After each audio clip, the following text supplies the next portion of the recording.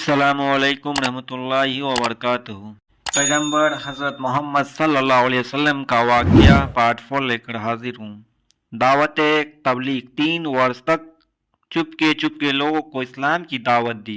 बाद में खुला दावत देने लगे। जहाँ कोई खड़ा बैठा मिल जाता या कोई भीड़ नज़र आती वहीं जाकर तबलीग करने लगे।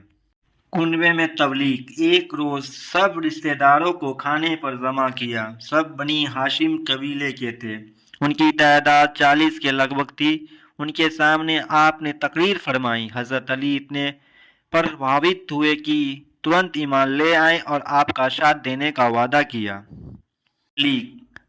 आपने खुलेआम तबलीग करते हुए सफ़ा की पहाड़ी पर चढ़कर सब लोगों को इकट्ठा किया और नसीहत फरमाते हुए लोगों को आखिरियत की याद दिलाई और बुरे कामों से रोका। लोग आपकी तबलीग में रोड़ा डालने लगे और धीरे धीरे जुल्म व सितम इंतहा को पहुंच गए। इस पर आपने हफ्सा की तरफ हिजरत करने का हुक्म दे दिया। हिजरत हफ्सा चुनांचे इसलिए आपकी इजाज़त से नबुव्वत के 5वें वर्ष रजब के महीने में 12 मर्द और औरतों ने हफ्सा की और हिजरत की। इस काफिले में आपके दामाद हज़रत उस्मान और बेटी रुकैया भी थी। इनके पीछे 83 मर्द और 18 औरतों ने भी हिजरत की। इनमें हज़रत अली के सगे भाई जफ़र तैयार भी थे, जिन्होंने बादशाह नजाइज के दरबार में तकरीर की थी।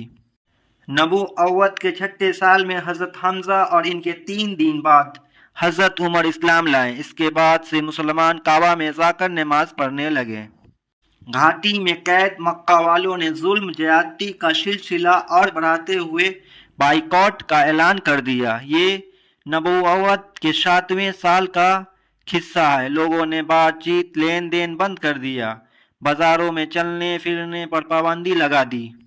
चाचा का इंतकाल देहांत। नबुव्वत के 10वें वर्ष आपके सबसे बड़े सहारा अबू तालिब का इंतकाल हो गया। इनके इंतकाल से आपको बहुत सदमा पहुंचा। बीवी का इंतकाल देहांत। अबू तालिब के इंतकाल के 3 दिन पश्चात आपकी प्यारी बीवी हज़रत खदीजा रज़ी अल्लाह अन्हा भी वफात कर गई।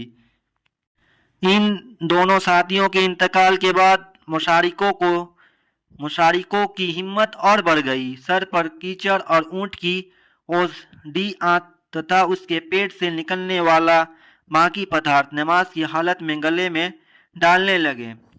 तैफ का सफ़र। नबुव्वत के 10वें वर्ष दावत तबलीग के लिए तैफ का सफ़र किया। जब आप वहां तबलीग के लिए खड़े होते तो सुनने के बजाय लोग पत्थर बरसाते। आप खून से दरबदर हो जाते। खून बहकर सूतों में जम जाता और वजू के लिए पाँव से जूता निकालना मुश्किल हो जाता।